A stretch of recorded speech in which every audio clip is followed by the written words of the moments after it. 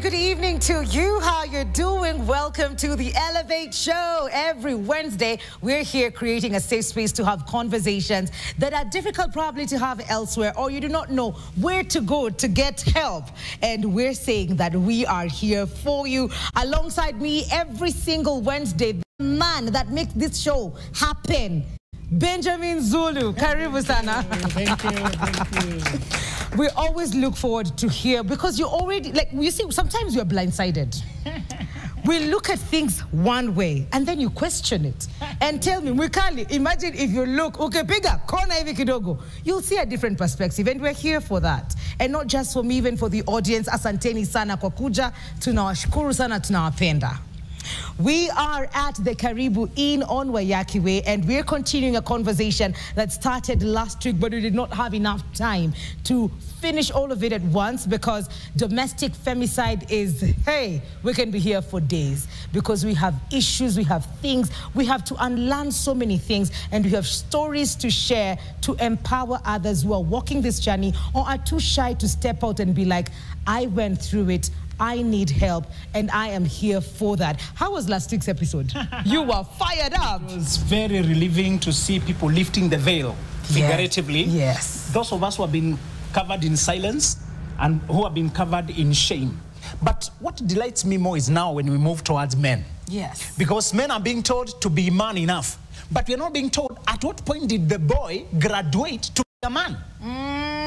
Men are always, we are born boys. When did the transition happen? At circumcision? At class 8? Is it at the degree? Nobody trains the boy to become a man. They just demand it without ever training it. Absolutely. One reason men are depressed is because we are being asked to give something we were never given. And because nobody is questioning the source, they just say the boy child is lost. If the child is lost, where is the father? Should it not be the boy father? Why are you blaming the child? The dialogue has gone to focus on the failure of men, but nobody is focusing on the failure of society to prepare men. Everybody waits for boy to screw up so they can crucify him. The men, and Mwikali, you confirm this with me, the many men you know who are low-key, quietly leading their families, providing, winning bread, doing everything they can to do. In fact, if you go to church or malls on weekends, you see men holding their children, carrying their babies. True or false? Yes. Where are the bloggers? Why don't you picture those ones? You just wait for the men to do something wrong, you blow it up. But you don't blow up in church when the man is with the children, and children don't even to be with the mother over there. They just to be with the father. There are many men doing right things, figuring things by their own way, fathering their children, but they are not a sensational story. You know, in media, when a dog bites a man, that's not news. When a man bites a dog, then that's news. So we are waiting for the man to bite a dog. When the man is beaten by the dog, nobody focuses on it. I'm happy today we are focusing on the humanity of men. That men, just for being human, have been pierced with the unfairness, abandoned by their fathers. Many of our fathers were not fathered, so they did not know how to father us. They sit on a sofa by the corner with a paper and a remote control, and the news time, all of you go out, leave that, watch news, and he's more of a police officer in his family than a relational figure. When he comes home, mom and children disappear, and even the dogs disappear, because he's more feared than loved. That's the father we had, and he called you mwanaume, he calls you a man, even when you're a young man. He doesn't call out or mentor you. Some of us are not mentored. Thank you, men, for opening this, where we can mentor each other and do each other's hands. Society, let's for once allow men to evolve, make mistakes, learn, and show grace for them. Just like you've been showing grace for girl child, let's now show grace for boy child. Absolutely. Absolutely. And it's very, very true, because last week we focused on Habiba and she shared her story. And today we flipped the coin. We're talking about femicide. We're talking about domestic violence, gender-based violence. And today we are focusing on a man. And even before we get into that conversation, I'd like to invite a lady from the Gender Violence Recovery Center, Joanne, who is a mental health expert, to just give us a bit of insight on what the cycle of violence looks like. Karibu, John. Hi. Okay, by names, I go by Joanne Zilpa. I'm a mental health practitioner and an expert working with the Gender Violence Recovery Center of the Nairobi Women's. So it's a very important discussion that we're having right now, that is discussing on domestic femicide, which I think is also important for even the viewers and people at home to note of the cycle of violence. We are talking about domestic issues. What are the cycle of violence that we encounter even with our partners? Because again, most of the femicides that we encounter are from our intimate partner.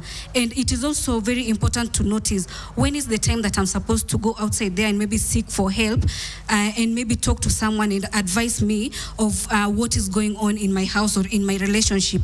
Because again, we always have, when you're talking about the cycle of violences, we have where now we have the tension. It starts building up with the tension or the outburst from someone. Maybe you have just had a small misunderstanding with your partner. Maybe it's about what Zulu was just talking about, paying of school fees and everything like that. And then you come and say, I do not again want to be in a relationship with you.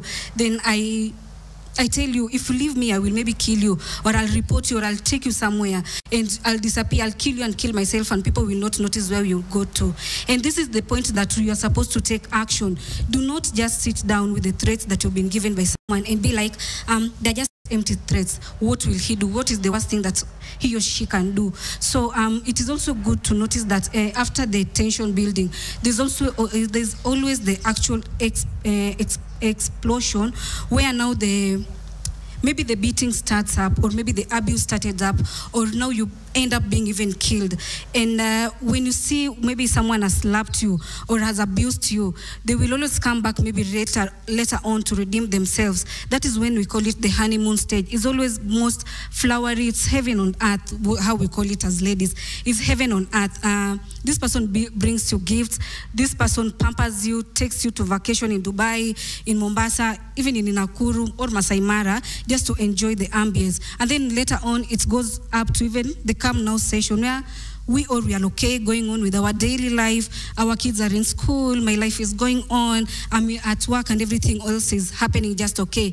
But all this will always come back. The culmination is just a point maybe where another person, your partner, is looking for also a way to maybe there is just something that triggers up. I don't know what happens in relationship, but just something comes in. Tunasemanga shetani comes in, and we start again with the old cycle. So it is very important to notice. We do not just keep quiet with threats or something like that.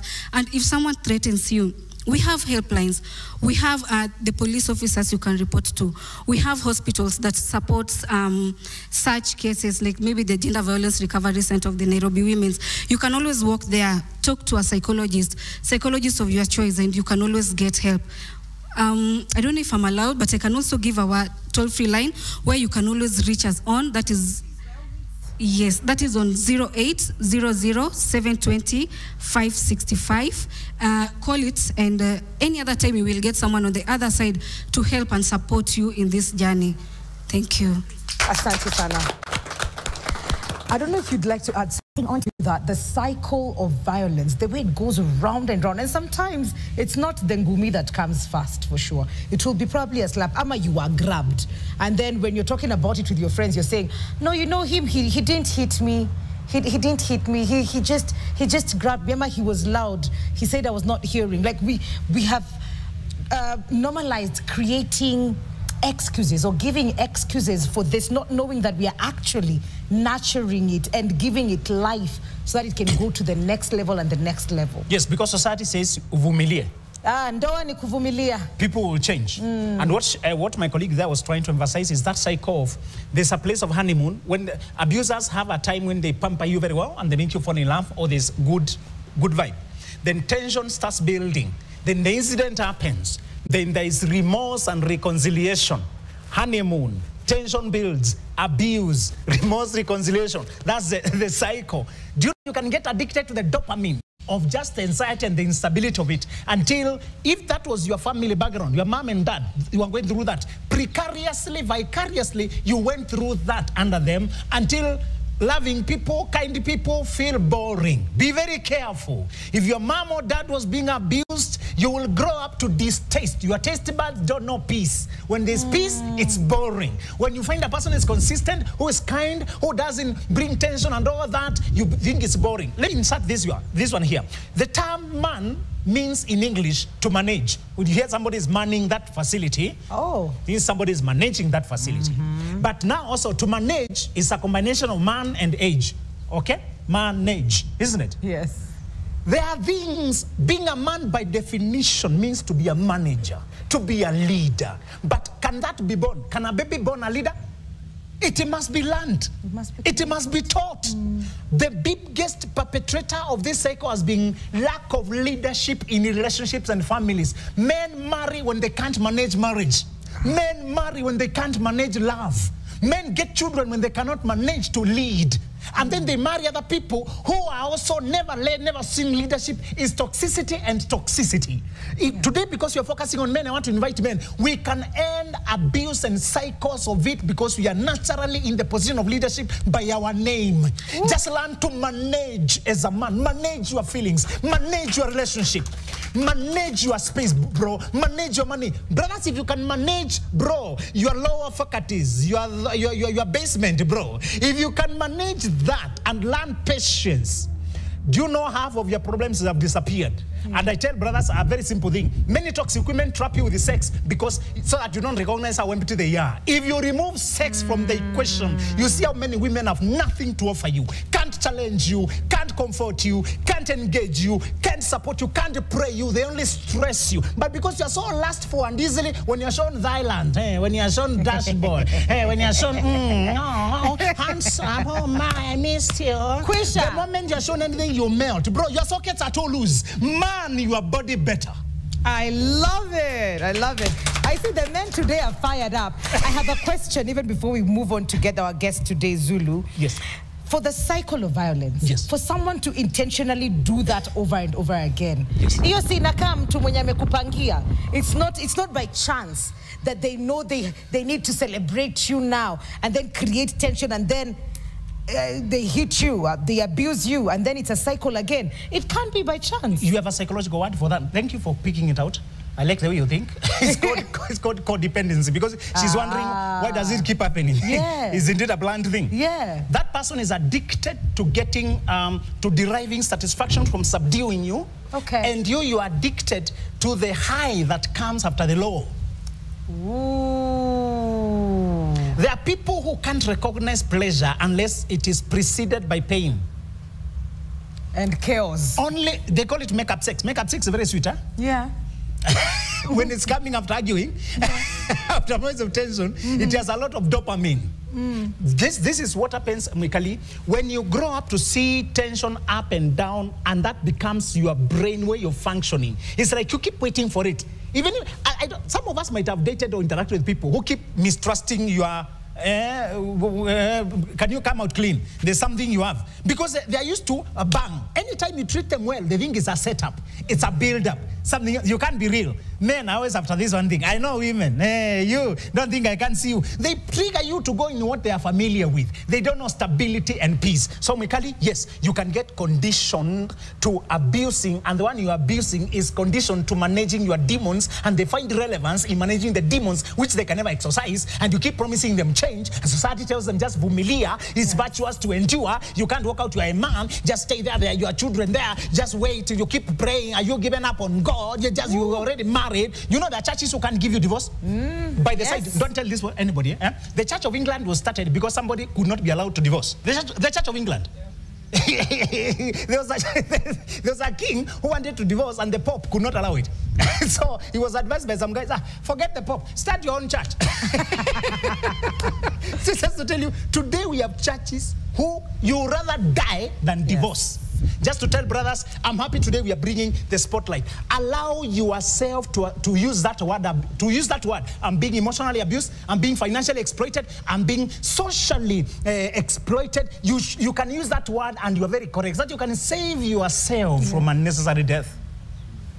Okay, let's give a round of applause to that, because I think you've set it up nicely, Zulu. Yes. You've set it up for the guest today, and we will have this gentleman from, he's a youth advocate, and he's a very, very passionate about the advocate for youth affairs, and he's a GBV survivor from Kibera. Let's give a round of applause to Gilbert Wesonga.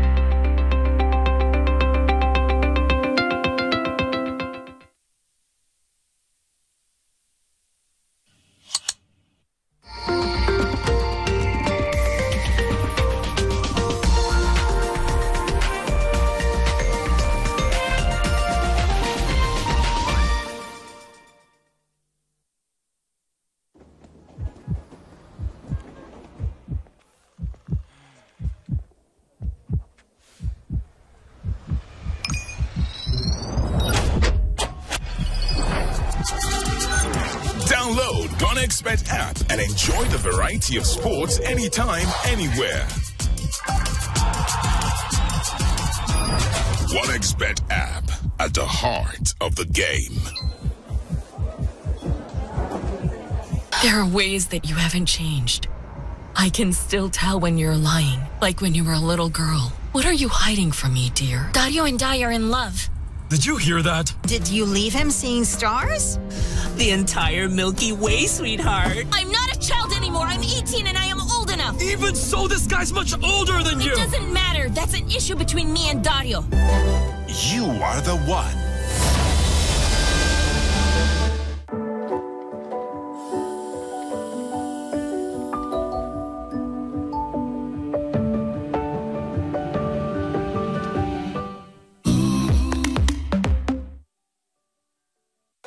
Raundi January tuna survive na maringos, manjoti, mabike, popcorns.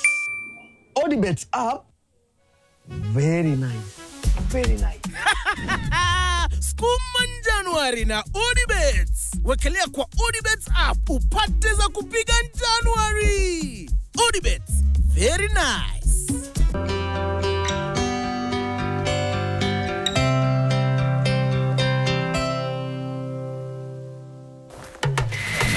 Indulge in the moment.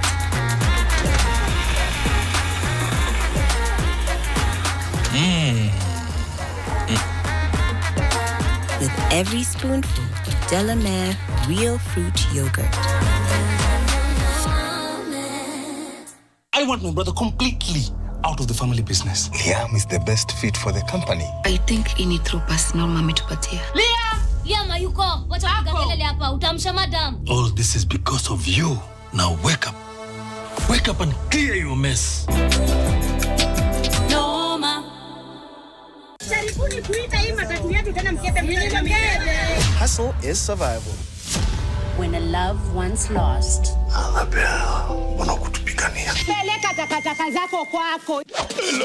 Catch these exciting shows only on Maisha Magic Plus on DSTV channel 163 and GoTV channel 3.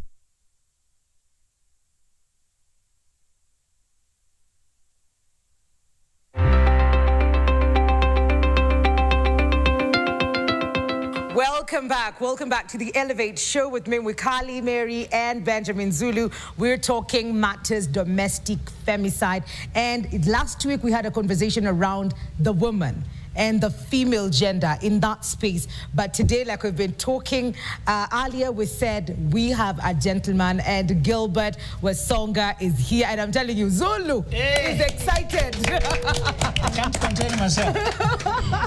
What is the most exciting thing for you, though? We are lifting the lead on men being real. For the first time, we are allowing the African man to heal. Many of our fathers and grandfathers died bitter. Yeah. And they retire to die. You know the leading cause of death for men is retirement? Yeah. Because they have no life apart from job. Yeah. When they go home, mom has Sako, has Chama, has a life. And the children have a bond with the mother, no bond with the father. So he sits there and he dies there.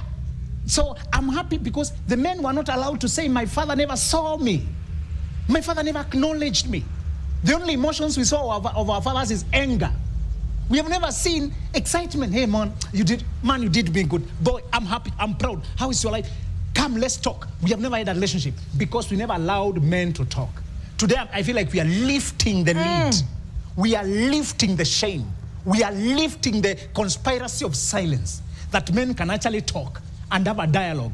More than saying, somebody said, if you want us to pretend that you are okay, if you want to pretend that you're okay, it's okay. But if you also want us to pretend that you are okay, when you see that you are angry, addicted to alcohol, addicted to Arsenal, some people are addicted to football clubs, addicted to gambling, whatever, that's our choice. We are not okay. Some of us knew our fathers were not okay. So thank you, Gilbert, and thank you all, brothers, that we can now talk more than just pretending all this dump, pretend that we are okay. You can never, let's close with this, for this segment, that boys, you can never claim victory when you do not acknowledge your losses. You can say you are a man, you're always on top of your game, but in the places where you are defeated, where you go to cry, watching at the photo of a girl who left you for another guy who had more money, where you go to look at the loans you are being chased by Tala and every place you are borrowing to impress people who don't matter anyway, where you go to live a lie and all those things, when you go there, those losses will crush you because you pretend you're okay. When you say here we are not okay, the pressure is gone. Now we can find solution, isn't it? Absolutely. Let's say when we are not okay, now we can move to solutions. Mimi, I am not okay. You're not a man. Nilikuwa na episode last week. I should have expressed myself. It's okay. Gilbert, welcome. Welcome. Maybe you can introduce yourself to the audience and our viewers back at home and let us know what it is that you do and a bit of your story as well. Okay, kwa majina kama vile amesema, mimi naitwa Gilbert Wesonga. Natoka mtaa wa Kibera, hapa karibu na Nairobi hapa ndani. Na kama vile amewaeleza, mimi ni sauti ya vijana wa Kibera. So kwa leo nimekuja kuhusu hiyo story ambayo tumekuwa tukiongelea ya femicide. Na pia niko na story. Tumeangazia sana upande wa ladies. But sisi kama wanaume pia kuna vile tunakuwa affected, but tunanyamazia juu machozi yetu ni ya ndani. Sana sana huwa hatuitoaji sauti kusikika. So nimekuja kujieleza, mimi nimeamua nitoe sauti. Siongei kwa sababu ninajiongelea, but ninaongea kwa sababu ya yule pia ambaye amepitia yale ambayo mimi nimepitia. Na huko nje amenyamaza.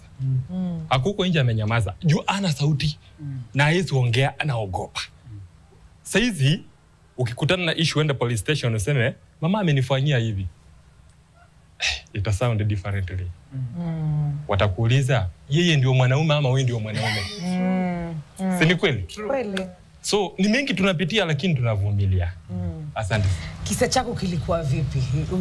Ilikuwa katika ndoa ama ilikuwaje? Story yako mwenyewe Gilbert. Okay, story yangu ilikuwa ni katika ndoa. Nilikuwa na msichana ambaye tulikuwa kwa relationship. Ulikuwa miaka ngapi hivi? Around kianzana. Ilikuwa mapema sana. Nilijua relationship mapema. Sorry to say that. Si sorry. Okay, nilikuwa about 18 years. Hapo after form 4 hivi. Definitely. About 18 years. Na nikapata na msichana ambaye tulikuwa tunaelewana kidogo, lakini nilijidanganya. Nikaona ninaweza. Kwa hiyo time. So tukamove in na yeye. Tukakam tukastay together. Ulikuwa unataka kutafuta hela hata? 18 hustle. Hiyo time nilikuwa mzuri kutafuta pesa kwa sababu mimi nilelewa na mama na mama alinifunza jinsi ya kutafuta pesa. Sikukaa na babangu. Yeye alikuwa anauza kibanda, mimi najitoa nje naenda kuuza maji. Nikibeba mitungi zangu 2 hizi ndogo nilete kwako si mtungi mmoja. Hiyo ni 5 bob umenipea itanisaidia mahali. Na nikichanga 5 mwishowe niko na kakitu. So nikawa hiyo bidii yangu ikanidanganya, nikaona ninaweza sasa. Unajua ukianza na hiyo kidogo kidogo, kesho unajipata kwa kiwango kingine tofauti. Nikaingia kazi ya kupika chapati. Nilikuwa nalipa 250. So nikaona hiyo ni pesa mingi. By that time maisha ilikuwa soft. Hata hakuna kitu kubwa unataka, ni wewe tu jimudu. Bora nilipe keja yangu na niendelee na maisha. So nikamove in na huyu demo ambaye nilikuwa naongelea, alikuwa rafiki yangu wa karibu. Lakini yeye kumove in na mimi hakuwa intentionally kukaa na mimi ki relationship. Yeye alikuwa anataka. So I think yeye nia yake ilikuwa ni pesa kwa sababu aliniona niko na kitu kidogo. So akakam tukastay together. Mungu naye akatubariki. Unajua the more you stay together, many things happen. Tukabarikiwa.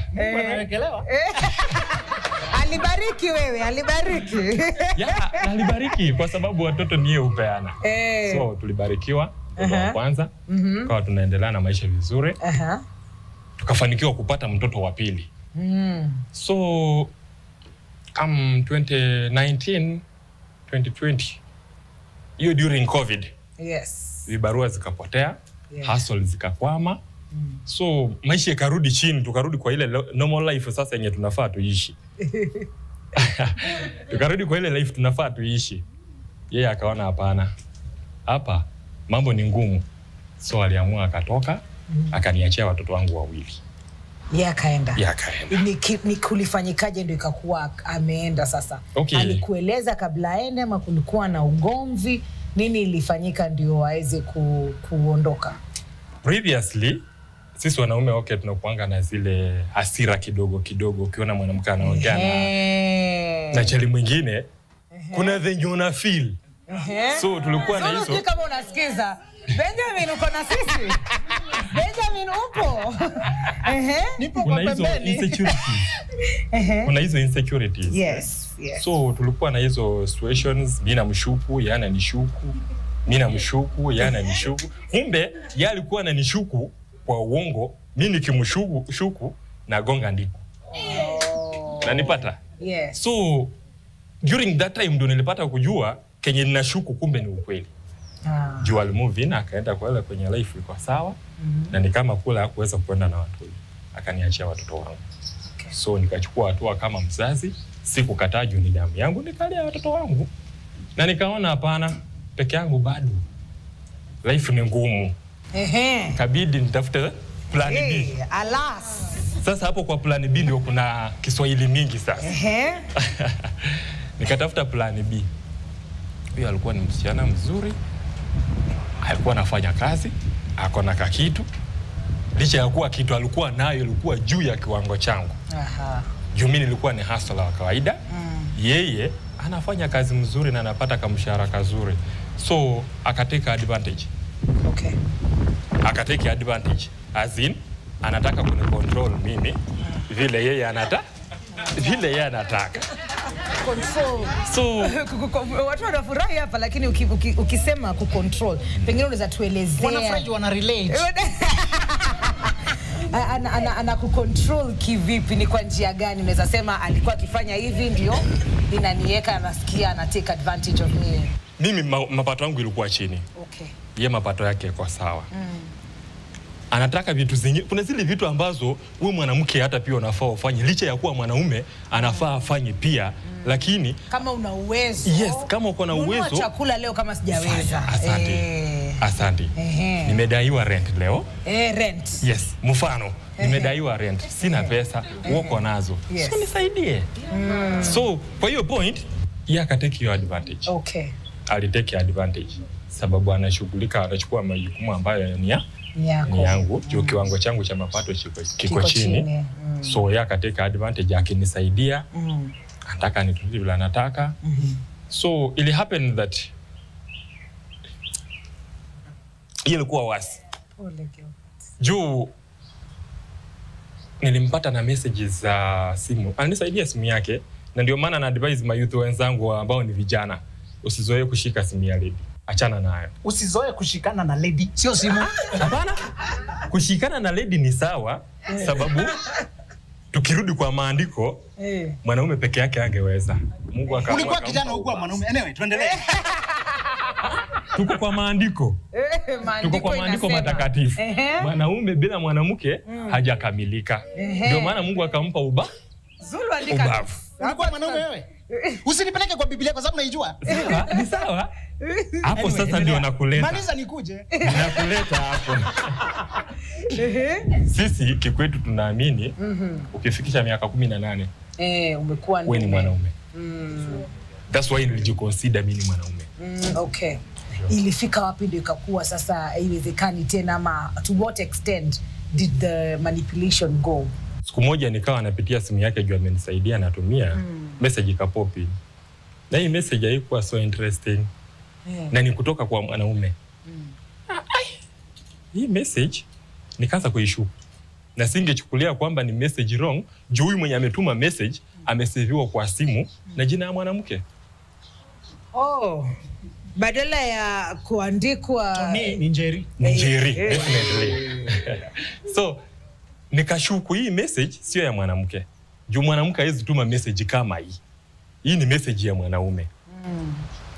Nikaenda nikamuuliza kwa uzuri, what's going on? Juu kuna message imeingia kwa simu yako, sorry to say, nimeiona, itabidi tu nikuulize juu imenipea wasiwasi. Alichukua hatua ya kunijibu, kwa hii nyumba wewe sio mwanaume. Kwa hii nyumba wewe sio mwanaume. Ungekuwa mwanaume ungejua majukumu yako, lakini ni mimi nakushughulikia. Nikasikia kama nimeisha. Nikasikia ni kama nimeisha. Sina kingine cha kufanya. Nilinyamaza. One day nimetoka hustle zangu tu kama kawaida. Na nilimdanganya naenda nyumbani. Hakujua nimeingia hustle, niko around. Nikamwambia nimeenda nyumbani. Na nitakwambia siku nitarudi, nitakwambia. Yeye akajua nimeenda nyumbani. Sikuenda nyumbani. Hiyo jioni nikarudi. Kenye nilipata kwa nyumba ilikuwa different na vile mimi nilikuwa najua. Nyumba nilijua ni yangu na yeye, kumbe kuna mwingine ambaye tunashare na yeye nyumba moja, ambaye ni mwanaume mwenzangu. So at that point, kama mwanaume lazima uwe na hasira. Nilichukua hatua, nikakasirika, yani nikafanya ile kitu yenye ilikuwa undesirable, yenye sikufaa kufanya. Nilipiga huyu msichana vibaya. Nilimpiga vibaya to the extent that nia yangu ilikuwa ni kumuua. Nia yangu ilikuwa ni, sorry to say this, actually sitaaibika kusema juu nilifanya. Nilichukua hatua nikampiga kiwango kwamba nilikuwa kwa ile point ya hasira karibu hata ya kumuua. Akachukuliwa. Good enough ni rafiki ndio alisaidia, juu rafiki yake alikuwa karibu, akakuja aka witness the incident, na huyo ndio alikimbia akaita watu wa kumsaidia. Wakakuja wakamchukua. Mimi nikawa arrested, nikapelekwa ndani na nikaenda kukaa pale akiendelea kuchunguza hiyo kesi. Nilichukua hapa about good 6 months nikiwa ndani na sijaamuliwa kesi bado nimewekwa remand. Nilikaa hapo 6 good months before kesi yangu ifuatiliwe, ifikishwe kiwango cha kujajiwa. Na kumbe Mungu naye halali. Kuna Msamaria mmoja ambaye alikuwa anaona vituko zinaendelea, tukiwa na vurugu, anajua nini inaendelea. Ni jirani anaona, lakini ni vile hawezi ingilia, na akafanya nini? Akaongea. So huyu ndiye alisimama kama witness wangu, akanitetea. Tulipofika kotini akanitetea. Mungu ni mwema, sikuweza kuingia jela. Nilikoma pale kotini baada ya kuangalia kesi, na nikapatikana kwamba mimi nilifanya kitu juu ya hasira, lakini sikuwa nimetarajia kufanya kenye nilifanya. Na msichana naye Mungu ni mwema, hakuaga, alisurvive baada ya kupelekwa hospitali. Alisurvive. Sai ako anapumua, pia mimi niko ninapumua. Lakini sio pamoja. Sorry to say this, hatuko pamoja. Juu kufikia hiyo point, mimi nilikuwa nimeapa tukikutana na yeye hata kama ni siku gani, niri basi tuangamizane, kila mtu aishi. Lakini kupitia kwa advices na counseling nilijikuta niko kwa wrong track. Juu nilipata kuzoea kwamba wakati nililelewa kulikuwa na hiyo tendency ya kupiga mwanamke sio kesi. Na kupiga mwanaume pia si kesi. So nikaamua nikakaa maisha yangu, yeye naye nikamwacha kukaa maisha yake. Hadi wa leo tunakutana, tunasalamiana. Lakini stories zingine hakuna. Hakuna. Swali langu ni as an advocate, as someone who's come on this show to talk about what we to contribute to the conversation that we've been having. Ni nini ambacho unafanya kwa society basi kama hiyo ndio story yako basi, na kwa sababu mimi nikikusikiza ninasikia vibaya. Nikisikia ulichapa, ulikuwa unataka kuua, my reaction is mimi sijui nikufanyie nini, ama sijui niendeaje, ama tutamalizaje hii story. Lakini umesema ulienda therapy ukafanya story. Lakini sasa niulize, what is your role to play in society now that you're here and this is the conversation we're talking about? Unachangia vipi? Okay, kwa mtaa wangu wa Kibera, sitasema ni vijana wawili watatu, ni vijana kadhaa. Na hata sio vijana peke yake. Mimi ni kijana mdogo, lakini mpaka naingilia kiwango cha kuongea na wazee ambao wako na tabia kama yangu. Ni wengi nimedeal nao, na ni cases ni mingi nimehandle. Ninajikola advocate kwa sababu ninachukua hatua ya kurekebisha wale waliokuwa kama mimi, na warekebike, wachukue ile jamzura ambayo yanafaa kufanya nini? Kufuatwa. Umejibu swali langu. Sasa nimefungua flow zone. Fanya mambo yako. Have you noticed that alisema aligrow bila father? Yes. Can you see the strand? Yes. This boy had no mentor. Hakuwa na guidance. KWS, Wildlife Service, walifanya discovery accidentally. They wanted to depopulate, to decongest a certain park. Wakaondoa the male, the bull, the older elephants, the rhinos, wakatransfer. Wakabakisha the younger set. After they transferred, wakaanza kupata one of the animals imeuliwa. Bure tu haijakuliwa, kumaanisha. So they find that animals are being killed mysteriously. So they installed cameras. When they installed cameras, they found that the boys, the younger ones, are teaming together, looking for an elephant, kill it, go for another one, look for an elephant, kill it, and then they ask for an expert. What is this? What did you do? Muliondoa wa baba wote. Rudisheni a few fathers to show the young boys how to coexist with the other species. Na wakawarudisha na vita ikaisha. When young men have no fathers to show them the way, aggression becomes normal. Anger, bad temper becomes normal. This young man did not know the concept of growth, self-determination. Be careful when you come from highly pressurized environments. And I'm very sorry, my brother, you have to endure the slum. Slum is highly pressurized. Yani life ni hard. You know, ni kama poverty na congestion combined together. Poverty and congestion together. Kama umetoka rural poverty, ujue hakuna congestion. Kuna poverty, lakini kuna space. Sasa slum hakuna space. Hata kutembea barabarani karibu ugongwe, you know?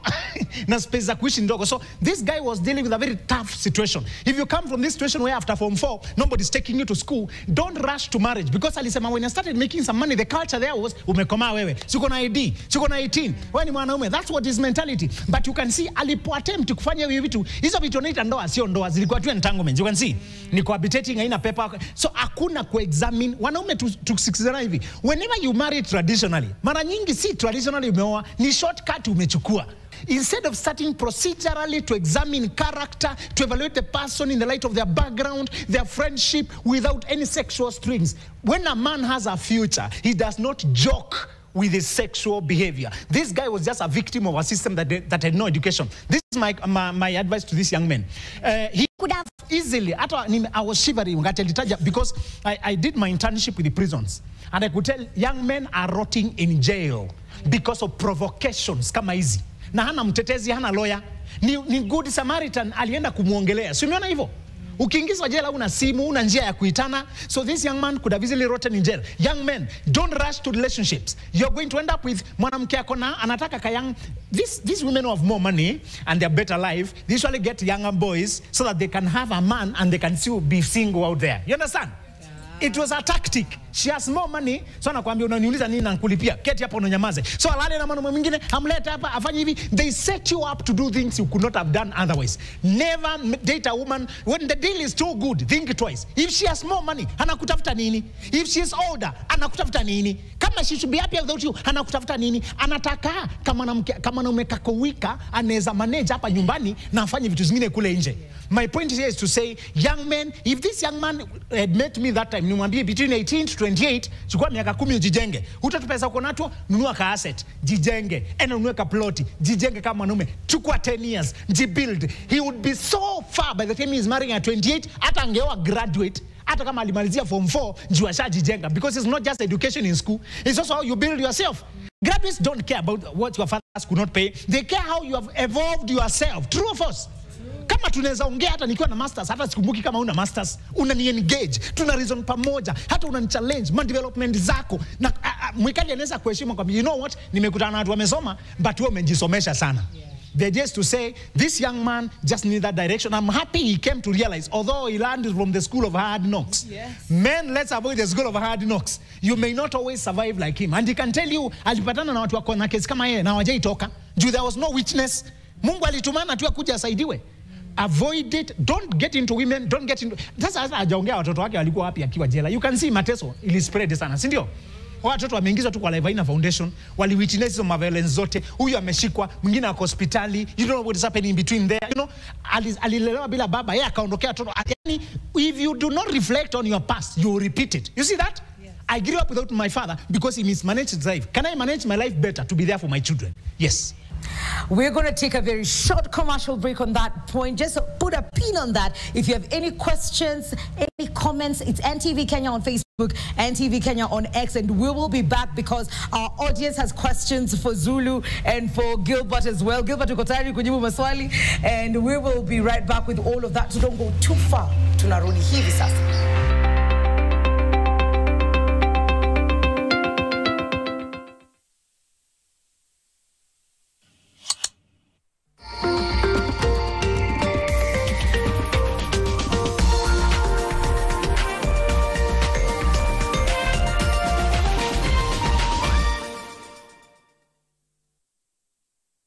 Now get Showmax Premier League Mobile plus 3 gigs of data for only 450 shillings. Just dial *544*37#. Only with Showmax and Safaricom. T's and C's apply. Mandizi kiba pia sinakuanga ya yellow. I mean. Na raundi January tuna survive na maringos, manjoti, mabai, popcorns. Odibets app, very nice, very nice. Skuman January na Odibets. Wekelea kwa Odibets app upate za kupiga January. Odibets, very nice. Trade between Kenya and Somalia is thriving. From tea, coffee to livestock, fish and other exports. Business on this front is booming. New opportunities are also emerging in real estate, manufacturing, the blue economy, retail, and education. Are you interested in tapping into the Somali market? Join us at the Kenya-Somali Trade Week 2025, February 26th to 28th at BBS Mall, Eastleigh. Meet top brands serving these markets, industry leaders, policymakers, trade experts, and promoters of cross-border trade.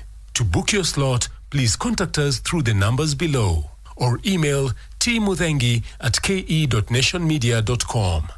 Kenya-Somali Trade Week 2025, powered by Rentco Africa. If you can use it, we can lease it. On the 7th of March 2025, we embrace the theme of marching forward. Here we stand as symbols of progress. Together, we march with confidence and grace, showing the world that when women rise, everyone rises. As the sun dips below the horizon, we transition from the greens to the glamour of the evening. We are inviting you, all the lovely ladies, to please join us at the Musaiga Golf Club for a very unique experience.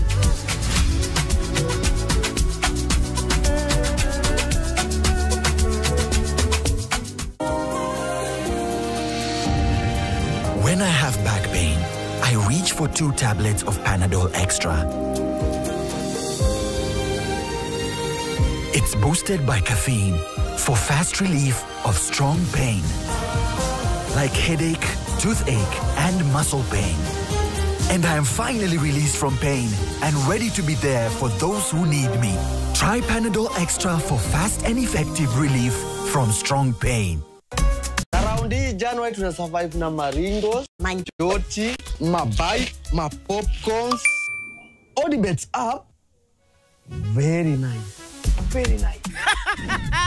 Skuman January na Odibets. Wekelea kwa Odibets app upate za kupiga January. Odibets, very nice. There are ways that you haven't changed. I can still tell when you're lying, like when you were a little girl. What are you hiding from me, dear? Dario and Di are in love. Did you hear that? Did you leave him seeing stars? The entire Milky Way, sweetheart. I'm not a child anymore. I'm 18 and I am old enough. Even so, this guy's much older than you. It doesn't matter. That's an issue between me and Dario. You are the one.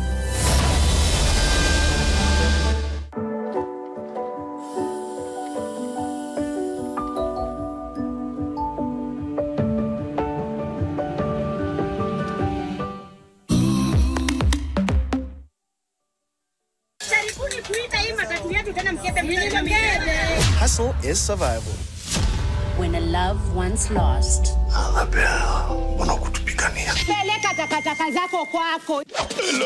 Catch these exciting shows only on Maisha Magic Plus on DSTV channel 163 and GoTV channel 3.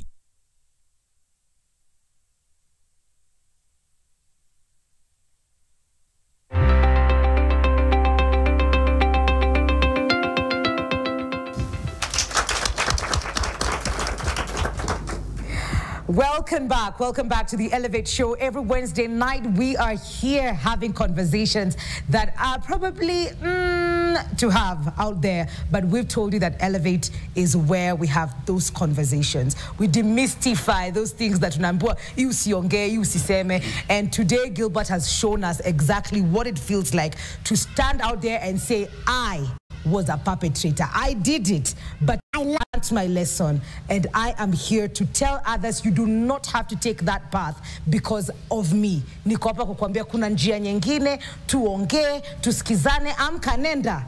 You can walk away. That is the conversation we're having here today. Can I have our first question? Hello guys. Hi. My name is Lincoln Mapesa. Yes, so Lincoln. I run a CPO by name Ujana na Ujuzi. Okay. We advocate for equal rights and community with community free violence community. I thank first wacha niseme asante for NTV and the guys who are here. Most of us naona ni watu young. We are here to correct the problems that our fathers did. Absolutely. Because future kesho ni sisi. Yeah. And then we cannot make to go to the future unless now we correct the mess now. So I'm also encouraging the youth and those who are watching to keep engaging in these discussions. Sababu ni vitu zinatusaidia na vitu zinatujenga. Now for Mr. Gilbert, yes. Yeah, what he did was nice, and sometimes we learn through mistakes, and maybe he was lucky, and thanks for what he's doing. Yeah. Now I was also a victim of the same thing. But me, I didn't fight. Me nilipack virango, I just went. Weka hapo. Hakuna time ya kusumbuana. You walked away. I just moved away. Sasa weka hapo kila kitu. Because sometimes your peace is also enough. Yeah. So I'm also asking the youth na wale wengine wako na hasira. It's not a must that lazima ungoje ati mpaka vita ifanyike. Mtu kama hataki kuenda, because sometimes unapata wengine ni vichwa ngumu, naambia toka, nakwambia wewe unaweza toka. Wewe toka tu. Yeah. And then kwa njia huyo mtu atafikiria kwa nini amewachwa, and you pia utakuwa na reason pia kujua what happened in the relationships. And tutajengana tu. So thank you so much. Asante sana Lincoln. Hello. Hi. My name is Grace Kamau. I run a CBO called Grassroots Collective Voices, which amplifies the voices of the vulnerable population. And now that we are talking about femicide, and Benjamin, you said femi means the woman. Yes. And dictionary-wise, or how the whole femicide thing has been rotating, its definition has been most on where women are killed by men because of their gender. Yeah. To the scholars, if you look at the South Asian feminists, this is how they defined femicide, that it is the killing of women by men and of females by other females in the interest of men. And you can look at an example of things like where you'll find some cultures, they prefer the male child over the female child. Yes. And sometimes you'll even find in some cultures too that the in-laws, they can even kill the female because of dowry dispute. Yeah. And we talked about the cycle of violence. Yeah. Most homicide, that is the IPV, they result to homicide, which is femicide. And it raises the question, when do men recognize the patterns of sexual violence around murder? Thank you. Wow. There are two heavy things there. My brother there raised the question. Mapesa said he was triggered, yet he walked away. Yes. Thank you for letting men know anger is not strength. It's not the answer. If you watch wrestling and rambling, they first trigger you to get angry so that you can lose yourself and they beat you. True or false? True. Why do they start by shouting? To prick you. So if you find yourself angry, when you are easily angered, whoever can annoy you, they can control you. Don't allow a woman to annoy you. If she starts pulling you down, my brother, just walk out. Peace is power. Anger is weakness. Peace is power. Anger is weakness. When you feel them playing your emotions like a guitar, I'm the one who wears the pants here. What can you do? Nimefanya, so utadu nini? Just walk away. Again, I want you to know there are women who are addicted to drama and they have grown up seeing chaos, and chaos is no more to them. For you, be the gentle giant. The elephant. Elephants don't fight with lions. If a lion tries to disturb an elephant, it will just prick a branch and beat it. It is too huge. Sometimes you just need to get out of the space. To the question of Rose, how do men recognize that sometimes the people being killed are being killed, a woman killing a girl child because of him? Thank you for being that, because that's how FGM was done.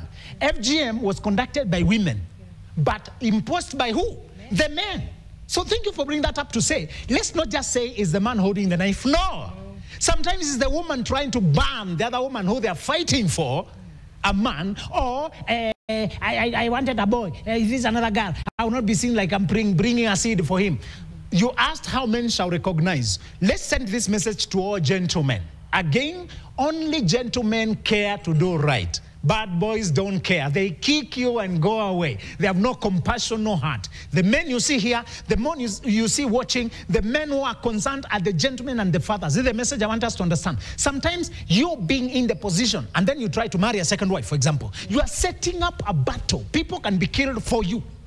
If you start making people fight for you, they'll kill each other and subdue each other for you. The message is for men, create a small kingdom where everybody feels like they belong. When you go out there in your workspace, in your relationships, don't lead a woman on. Don't make 10 women think they have a chance with you. Don't let your woman think if she doesn't give you a son, she's not a woman enough. Women don't determine gender. Women only have the chromosomes for X and X. Only a man has X and Y. Women are just receptacles. You're the one who gives. She only multiplies what you give. So it's the sperm that arrived first. The woman was not even participating. She was just there waiting for whoever arrives first. So let's remove this mystery. Oh, she doesn't give boys. It's him who does not give boys. So let's stop sponsoring women to be put down because of us. When you're a gentleman, protect every woman. Obama got girls, and she was still the president of the superpower of the world. Somebody is trying to get 7 children looking for a boy, and he can't feed them. They are sleeping without food, can't pay school fees. Let's think of quality of the life we give children, not just quantity. Hey. Yes. Hey, we have another question. Hello, everyone. Hi. I'm liking the session today because at least someone is talking for the boy child. But we have been focusing on the ladies and no one is speaking for us. Yes, at least today with the session. Yes, at least I'm proud. Yeah? Listening to Griba talk, I remember the set book to Isoma High School. Yeah? Ilikuwa kwa chumbo lisiloshiba. It was called Mapenzi ya Kifarurongo. And the second relationship at Gilbert, exactly when your story of Mapenzi ya Kifarurongo will happen. So actually, it was preparing us to the real life. Huh? So from the Gilbert story, I have 2 questions to you. And one question is, you know, traditionally, financial responsibilities lies on the man. So do you believe that still exists in the modern age? Yes. And how should we go about it? Secondly, yes. Report ilikuja last year, yeah? Those people who are crossing the 6 figure. And this gender kina Mwikari, they are quite wanaenda sana. Na sisi kidogo we are going down. So with a lot of women, yes, achieving financial independence, yes, and maybe being a top of men, yes, in terms of finance. How should men approach commitment, relationships, and love? Because I guess what's your name, sir? I'm Geoffrey. Geoffrey, thank you for those 2 questions. So I have been used as an example.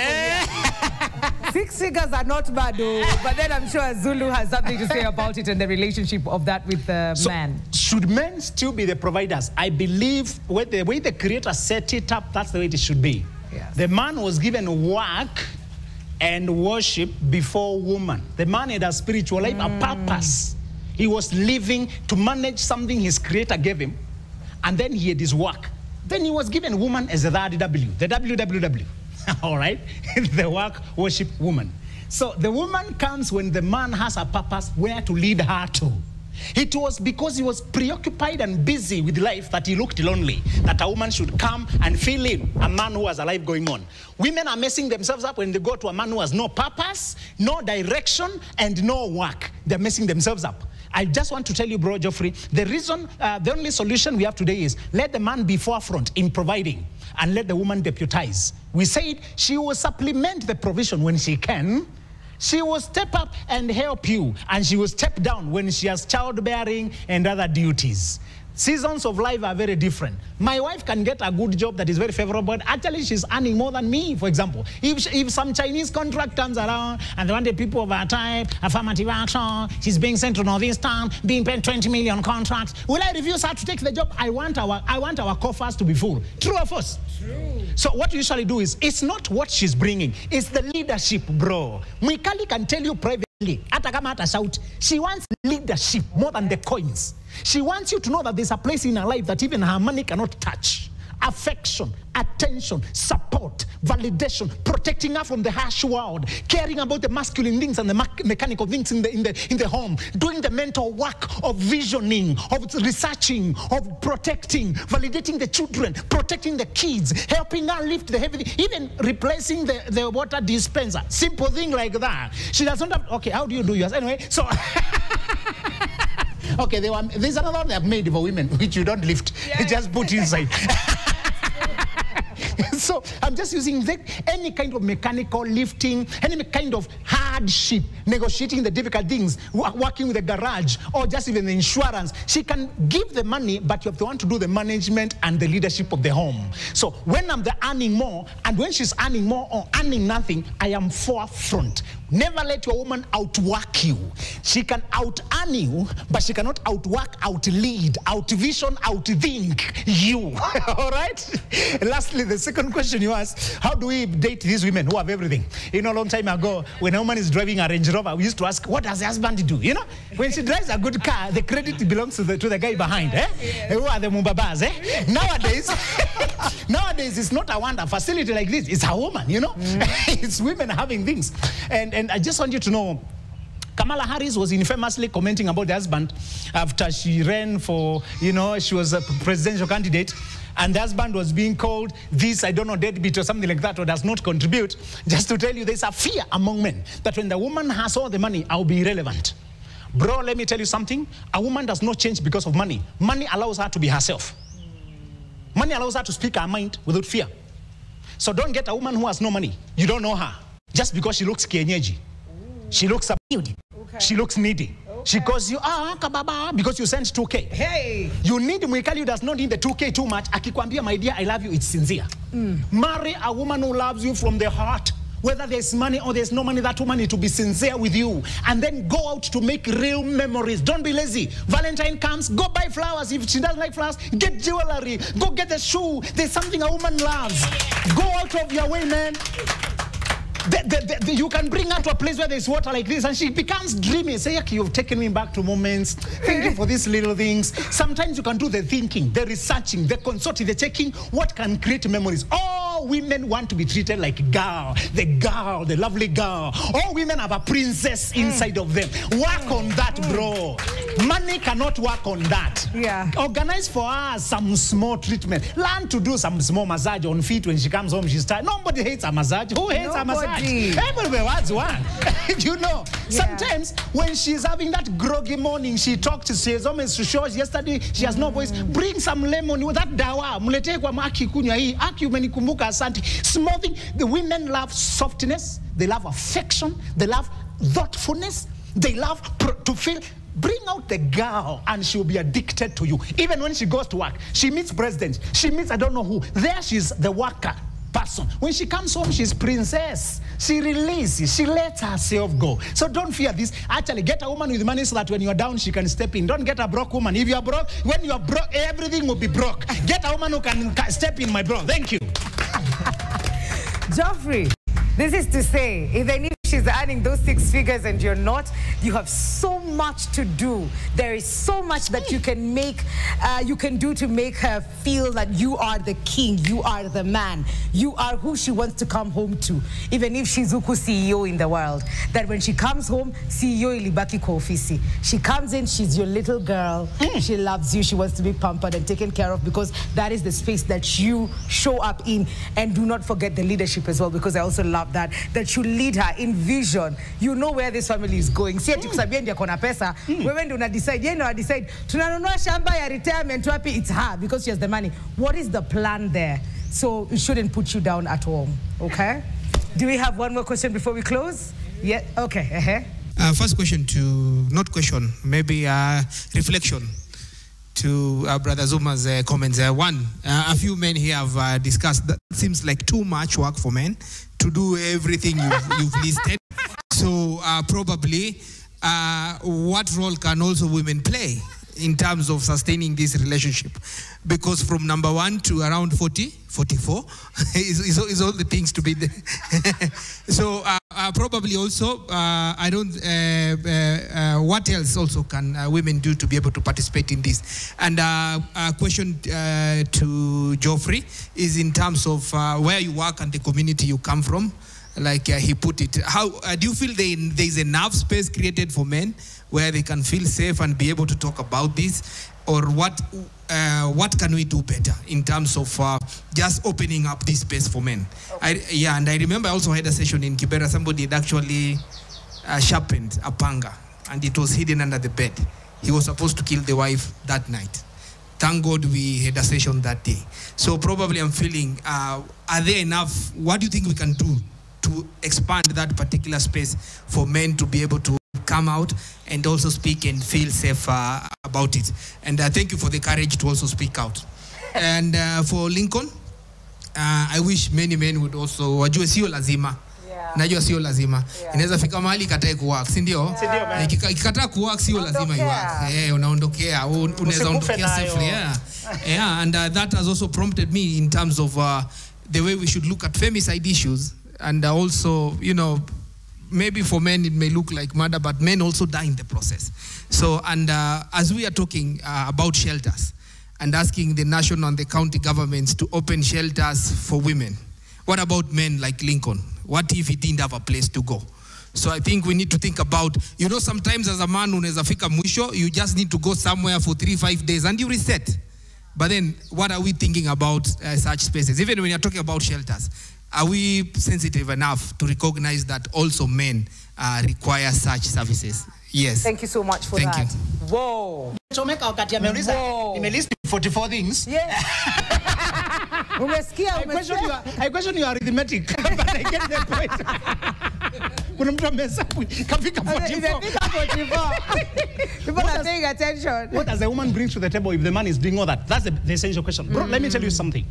If a woman brings nurturing of your potential, helping you dream, reminding you where we are going, protecting you from the harshness of the world through, making sure you are well fed, you are well clothed, you come home to a conducive, comfortable, relaxing, restful home.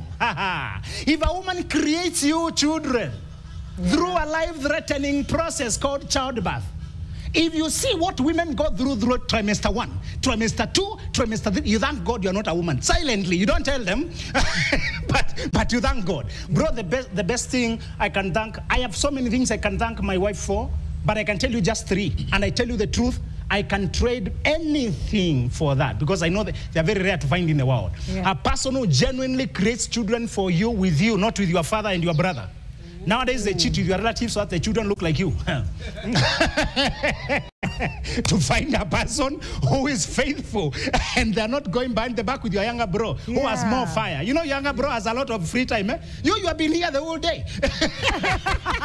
If you find a faithful woman who the Bible says her husband safely trusts in her, bro, you're blessed. That's number 1. I can have peace of mind. See, Mali and a woman can cheat very quickly because their life is in zigzag. They go through the market, they go through the church, they go through. You can't tell where she went and did what. You live in straight lines. Work home, work home, work home. For her, work, market, chama, club, here, here, here. You can't tell where she went.